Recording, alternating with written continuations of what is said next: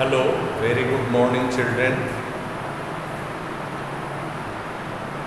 We are on the topic of preparing the financial statement and how the trading account is prepared. You're most welcome in class 11th accountancy. Just we have to study the financial statement.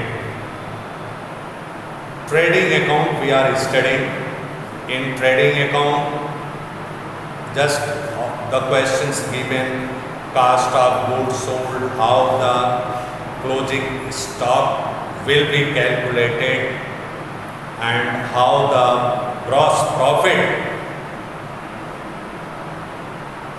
will be calculated regarding the information given. Now you can see the practical questions in your textbook. Question number 6. Question number 6, that is the from the following information prepare the trading account for the year ended 31st March 2017. The information given: cost of goods sold 12,10,000,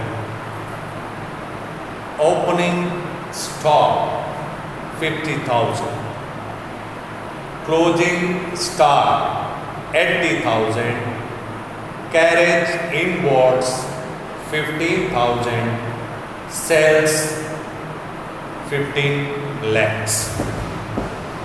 Just we have to explain about the cost of goods sold.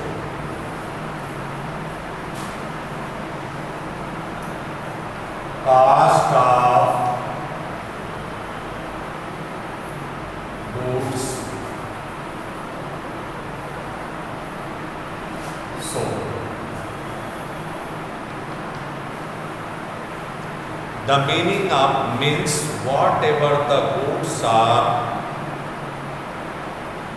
sold in the business activities, just we have to calculate the cost incurred in such goods which we are going to sell, the trader is going to sell. Cost of goods sold equal to whatever the goods purchased. Opening stock. Opening stock. Opening stock, you know it very well. Again, I am going to explain this one. The goods remain unsold of the previous year, that will become the opening stock of current year. I mean to say पिछले साल का जो previous year का हमारा सामान बेचने से रह जाता है, तो जो नया करंट चालू वित्त वर्ष में वह बेटा आपका क्या हो जाता है? ओपनिंग स्टॉक हो जाता है। ऐसा नहीं ना उसे फेंक दिया जाता है, उसे भी बेचा जाता है। तो opening stock plus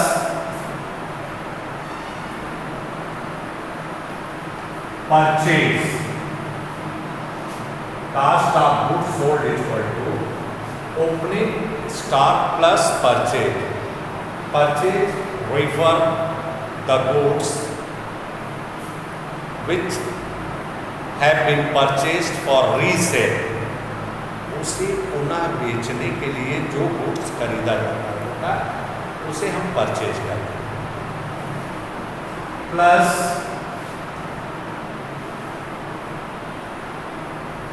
direct expenses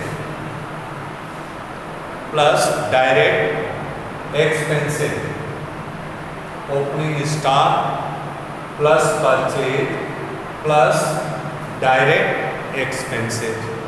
Direct expenses refer such expenses which are directly engaged the particular commodity in production or bringing the items to the godown or manufacturing expenses. I mean to say माल मंगाने का या माल बनाने का खर्च जो होता है वो डायरेक्ट एक्सपेंस माइनस क्लोजिंग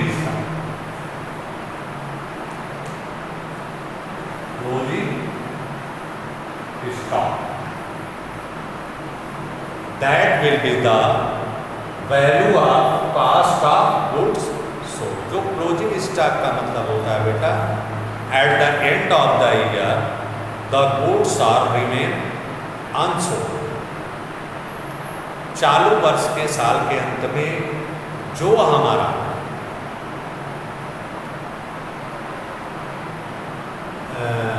सामान बेचने से रह जाता है वही उस वर्ष का closing stock.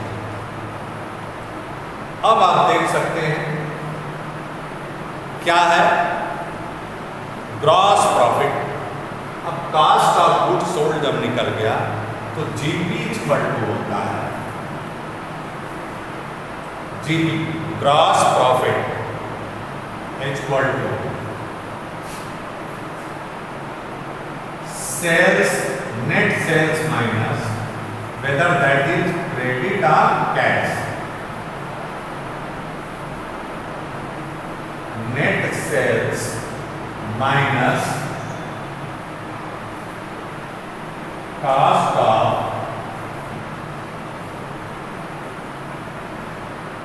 goods sold।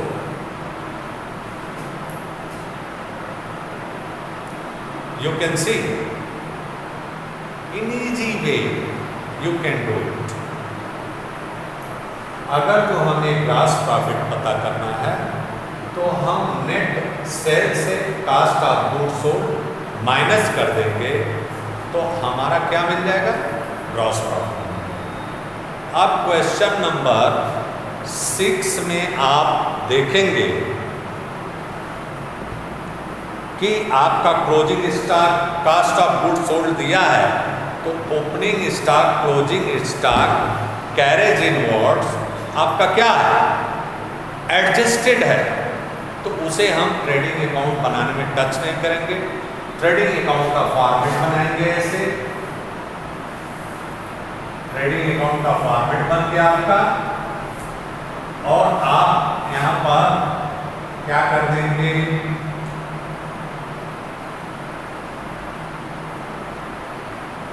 in debit column this one is the credit column।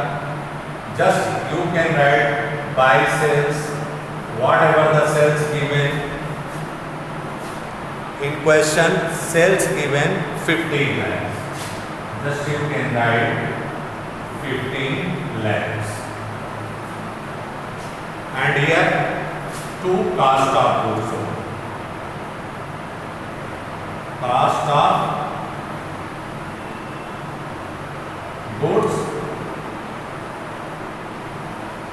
sold that is given only cost of goods sold 12,10,000 you can write 12,10,000 just because of that the credit column exceeds the debit column of the trading account so that will be the gross profit। 15 lakhs minus 12 lakh 10,000 is equal to 2 lakhs 90,000 you can write this 2 gross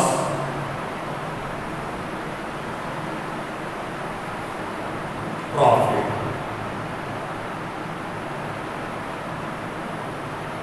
2 lakh 90,000 just this way. You can write 15 lakhs.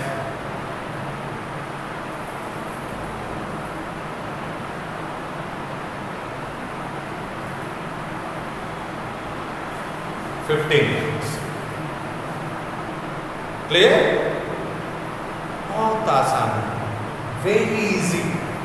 आपको केवल ये जानना होगा कि हमारा cast of good sold का मतलब क्या होता है। कास्ट ऑफ गुड सोल्ड यदि दिया है क्वेश्चन में तो ये मान के चलिए opening stock, purchase return, direct expenses incurred in the organization and the closing stock, these are the items adjusted in cost of goods sold. And to find out the GP, gross profit, just net sales minus cost of goods sold, we can find the gross profit. ये हो गया cost of goods sold। आगे कुछ questions ऐसे आते हैं बेटा, जैसे जो आपका क्वेश्चन दिया हुआ है। नेक्स्ट क्वेश्चन है, जैसे आपको जीपी दिया है, क्लोजिंग स्टॉक वैल्यूएट करना है, ओपनिंग स्टॉक वैल्यूएट करना है, मिसिंग फिगर फाइंड आउट करना है, तमाम तरह के क्वेश्चन इस पर पूछे। अब आप देखें अगला क्वेश्चन है, करा कि calculate gross profit and cost of goods sold from the following information. Net sales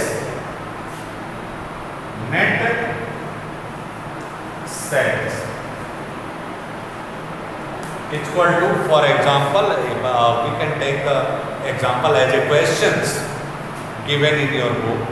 net sales that is given, net sales given 8 lakhs,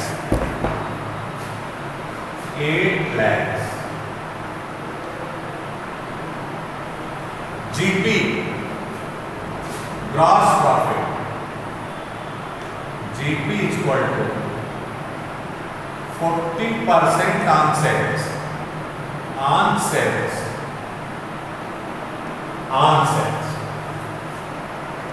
40% on sales, we have to calculate the gross profit and cost of goods sold.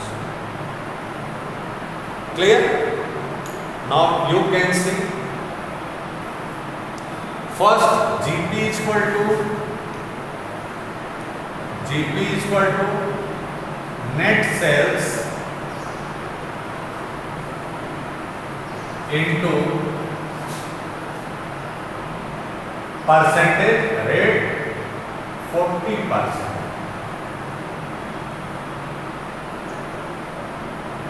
rate upon 100, that is 40%, just net sales given 8 lakhs into 40 upon 100,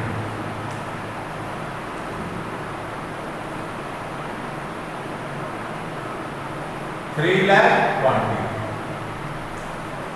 This one is the profit, gross profit, and we have to calculate in the question cost of goods sold. तो gross profit equal to होता है GP equal to होता है GP equal to होता है net sales minus cost of goods sold, cost of goods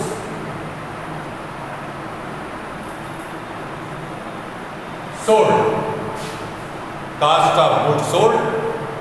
तो आपका GP आपने कैलकुलेट कर लिया 3,20,000 equal to net sales question में दिया है 8 lakhs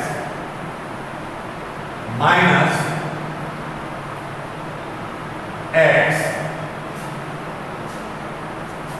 x cost of goods sold आपको पता करना है।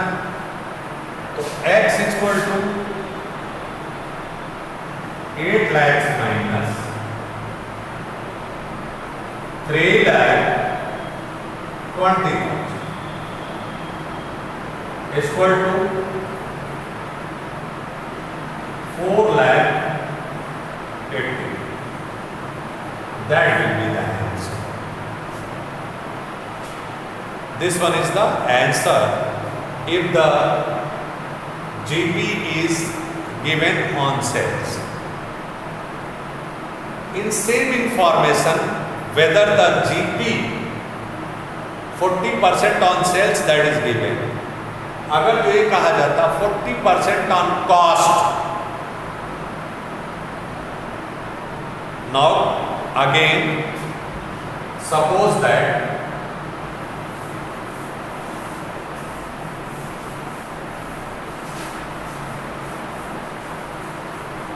this way you can calculate on sales given 40% on cost, तो यहां पर आपको कॉस्ट तो मालूम नहीं है, न जीपी मालूम है, केवल आपको सेल्स मालूम है। ध्यान रहे बेटा, खूब ध्यान से सीखिएगा। Net sales 8 lakh and gross profit is equal to 40% on cost. Clear? तो आपको कास्ट भी नहीं पता है। How will you calculate the cost? Suppose that let the cost be X. Let the cost be X. आप ऐसे कर देंगे, माना कॉस्ट जो है वो X रुपीज, तो सेल्स इक्वल टू होता है बेटा आपका, सेल्स इक्वल टू होता है cost plus profit, cost plus profit. तो आपने कॉस्ट कितना माना है X, और 40% आपको profit equal to, and profit equal to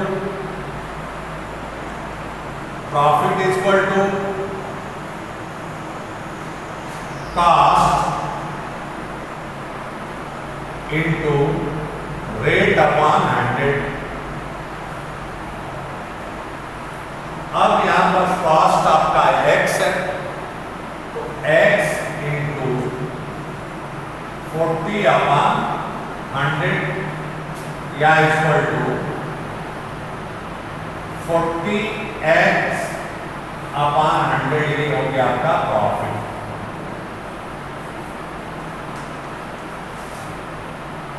ये हो गया आपका प्रॉफिट। अब ये कहा जा रहा है कि अब आप निकालेंगे सेल्स, सेल्स इक्वल टू होता है cost plus profit, cost plus profit. Sales equal two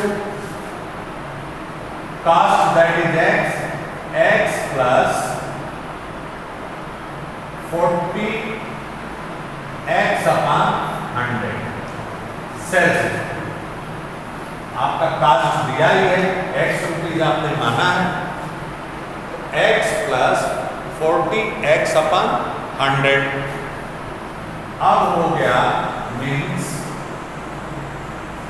equal to sales equal to 140X upon 100।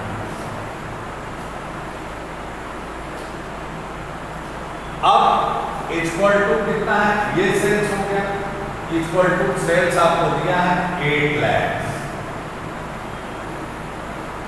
8 lakh equal है X, कास्ट आप पता कर लेंगे, cost of goods equal to 8 lakh. This way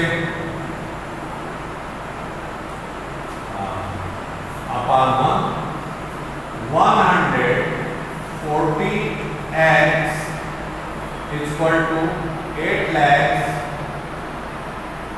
into 100 x equal to upon 140। Cancel कर दो। 80 lakhs को 14 से divide कर दो।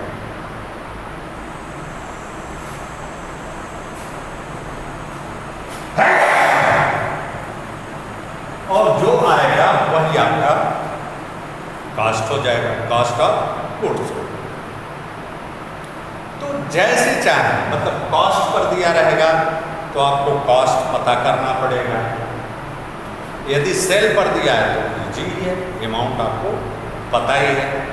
तो इस तरह से बेटा जो होता है ये कैलकुलेशन होता है।